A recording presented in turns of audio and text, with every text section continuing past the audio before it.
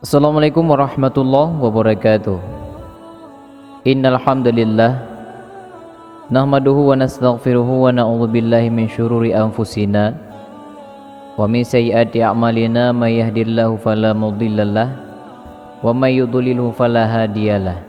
La haula wala quwwata illa billahil aliyil azim.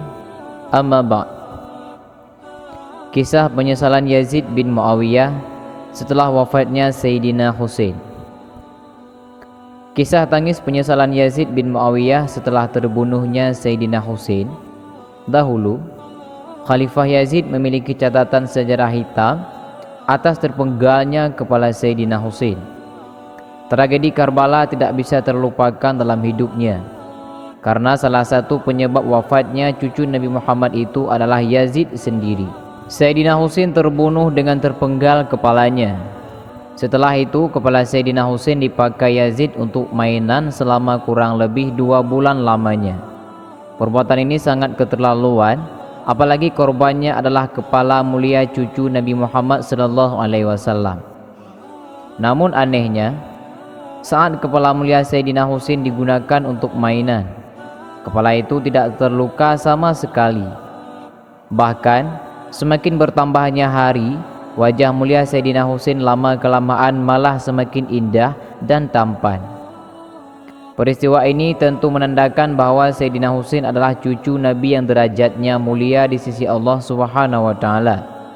Beliau adalah sosok pemukanya pemuda penduduk surga. Setelah kejadian menyedihkan itu, kepala Sayyidina Husain dimakamkan di salah satu masjid yang menjadi kebanggaan Bani Umayyah. Waktu semakin bergulir berganti.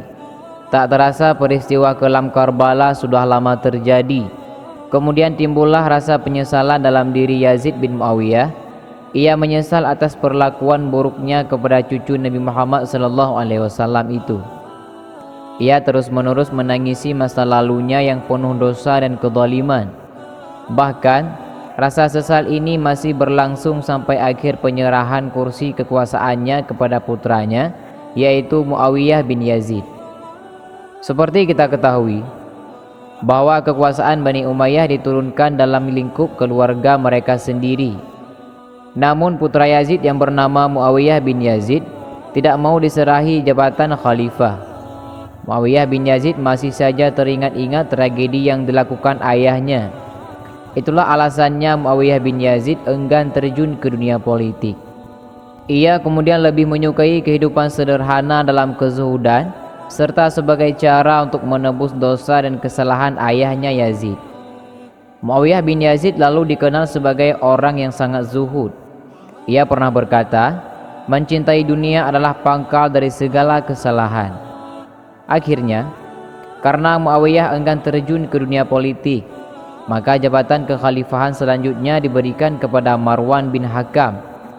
Meskipun Yazid bin Muawiyah pernah menapak noda hitam dalam sejarah Islam dan kepada dzurriyyah Nabi Muhammad SAW, tetapi kita tidak boleh mencelanya. Kita cukup mendoakan orang-orang yang bersalah itu supaya dosa dan kesalahannya mendapat ampunan dari Allah Subhanahu wa taala. Memang di dunia ini manusia tentu memiliki salah dan dosa, kecuali para nabi-nabi Allah Subhanahu wa taala. Selanjutnya, setelah wafat Sayyidina Husain, garis keturunannya kemudian diturunkan kepada 6 atau 7 anaknya. Satu di antara mereka adalah seorang anak laki-laki bernama Sayyid Zainal Abidin. Sedangkan untuk keturunan anak-anak perempuan Sayyidina Husain banyak tersebar di wilayah Damaskus. Banyaknya keturunan Nabi Muhammad SAW dari jalur Sayyidina Husain ini, maka kemudian menjadikan wilayah Damaskus menjadi salah satu tempat yang berkah.